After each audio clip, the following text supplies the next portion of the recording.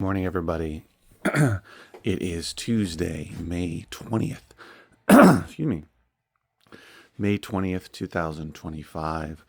I am in my second bookstore and I sold a good amount of items on eBay in the last 24 hours. So between Monday morning and Tuesday morning, I sold 7 items on eBay.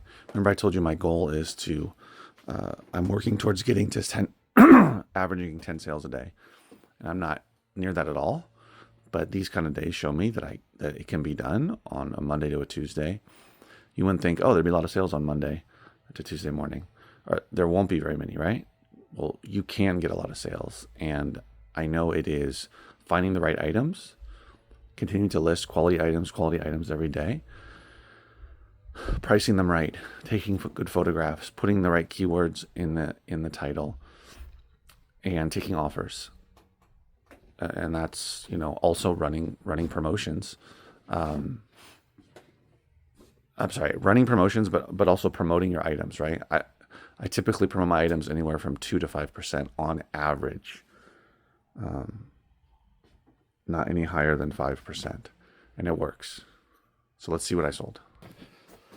So it's a variety, book lot, book. It's mostly books. This looks like a book, but it's not. I'll tell you, I talked about that earlier. So these 2 items that sold are not worth selling or listing on eBay at all. And unfortunately, I'm probably going to lose money on this one. And this is a donation, and this was a donation. So thankfully, I didn't pay anything for them. I don't know why I was doing free shipping, but I'm still recovering from that and slowly changing all of my older items to include shipping. So I sold this cassette tape in this book, and I'm not sure what language it's in. Yeah, those were not worth it. And aside from those, though, I had great sales. So I sold this one, Harold Mead, sold it for $16.80 plus shipping. Let's see, what year is this from? This is from 1957. I don't know where I got that one from, and I think that was up for quite a while. But $16.80 on that one. And then, if you remember, I showed you these. It's a set called the Elric Saga Part 1 and 2. And remember, they have the dust jackets. I'm not sure, are they what's called... Yes, they're Book Club Edition. BCE for short in the... as a keyword, you can put Book Club Edition, the whole thing, if you can fit it, or just BCE. Those that are looking will know what it means. Again, know your keywords. And if it was the original first printings, they would be even going for even more. But the Book Club editions can still get good money, especially the hardcovers with the dust jacket. So this 2-volume set sold for $34.99. And these, again, are from those 20 boxes of books that were donated recently. So I keep on selling stuff from there. Speaking of that, here's another one that sold. It's called Grateful Dead in a Deck Built to Last. It's supposed to look like a deck of cards because it has a deck of cards literally in here, along with a CD. Grateful Dead were amazing at merchandising. They created all these really cool ways of selling their music, and people collect that stuff big time. And this sold for, what did this sell for? Sold for $42 plus shipping. So another really nice one to look for. And as you can see, it's got some staining on the front. So if it does not have that staining, you can probably ask for more. If this sticker is in better shape, you can ask for more. So it's also about condition, right? But also being up front. Look at the back. Also, it has this tear on the back. Surface tear. There's probably a barcode there. I'm not sure. So if all that stuff was in better condition, I could have asked for even more money. But be on the lookout for this, for sure. It's a good seller. And then over here, I have this book that I bought in a thrift store back in February of last year, February 19th of 2024. I bought this for probably $1 or $2, maybe $3 at most. The way they play about obviously playing the violin. And this is a very niche product, and it also took a long time to sell, but it sold for $80, guys, $80, and it took a year and 3 months to sell. Talk about a long tail, high profit long tail. And this one is signed by this guy. Oh no, is it signed by him or somebody else? It's actually signed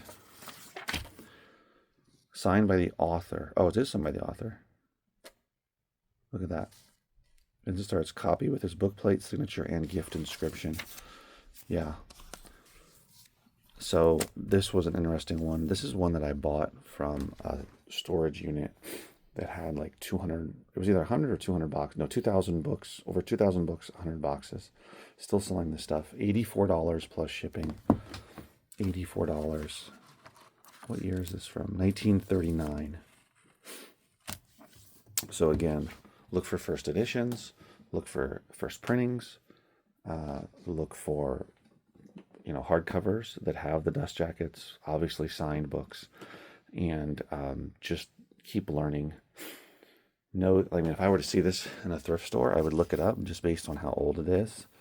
And then opening it up, if I were to see the signature, I would definitely pick it up, especially considering you could probably get it for super cheap. Do your research, find out what that kind of stuff is worth for sure. Just so you know, not all donations, book donations, or donations period, media donations, but in this case, book donations are created equal.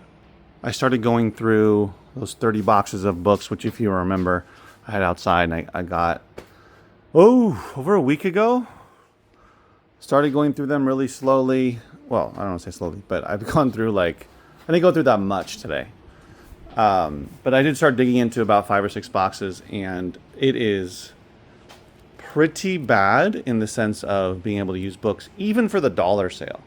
I mean, there's a bunch of stuff in here that nobody's buying on Amazon, nobody wants on eBay, and is going to have to get tossed. So I'm tossing all of these. Yes, nobody wants them.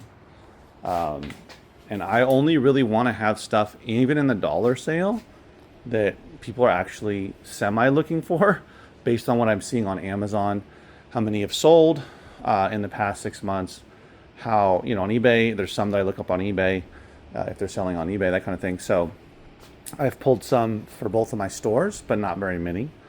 I've only added a few there, a couple there, and the rest have gone either are going to be dumped in the trash or are going to go in my dollar sale. I found a couple of things to list on eBay, but not much. So the 20 boxes of books that I got was awesome, and I'm supposed to pick up more tomorrow, and records as well. So I predict that they will be pretty good. No guarantees, but they could be. And the ones I'm diving into now just aren't that great. They're kind of the typical book donations, especially when they come from somebody that, you know, books that are from like the 60s, 70s, 80s. A lot of those, unless people were buying like first edition fiction books or somehow still relevant and or popular nonfiction books, typically it's just going to be slim pickings when it comes to reselling stuff, even even in a dollar sale. I mean, I could throw every single one in there, but trust me, a lot of these nonfiction titles that are like political or poli-sci or, you know, whatever, all kinds of random topics, mathematics, whatever it is, if those aren't going to do well. So yeah, another thing is I saw a random YouTube video from a book reseller who was selling apparently mostly on Whatnot, and then some of the higher price stuff they send to what used to be called Sell Back Your Book. I don't know. I guess it's called something else. And then they do a tiny bit of eBay. But it's crazy to me that people are now considering building a book reselling business by selling books on Whatnot. And if it's working for them, great. It's just not my thing. I dove into Whatnot today. Watched a couple of, minutes here and there, 5-10 minutes here and there of different shows, books, and then, I really mostly books that I looked into. And, the only way, which makes sense, same way as eBay, that you're going to sell stuff is going to put them into lots typically, unless you're selling higher priced individual stuff. Of course, that's always possible. To sell the Franklin Library stuff that can sell for $50, $60 on eBay, you'll get less on Whatnot, but you'll still get a decent amount. You can maybe ask $20, $30. That's fine. But but these were lower priced books. They were genres, right? One was like war, Vietnam War, World War II, whatever, Civil War.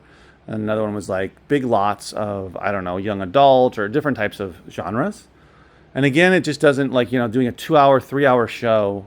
I mean, if you're making good money, I guess so.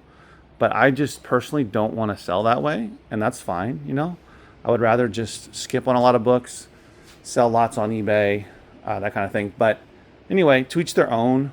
Let me know if you're selling books on Whatnot. And really, that's the other thing I wanted to say is, well, you might see some people selling stuff. Think about the amount of preparation it takes to sell, 4 books for maybe $1 to $2 each. And yes, you can sell it quicker, but you still have to ship it. You have to prepare it ahead of time. Make sure that, like as an example, everything that I'm going through right now. So I found all these Sandra Brown books. I'm going to put it in a lot on eBay. And then I found these Luann Rice books.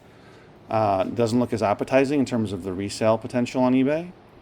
I mean, I could do a Whatnot show, right? But I have to prepare. I have to have a ton of books that I have to put to the side and then do the show and hope that I sell them.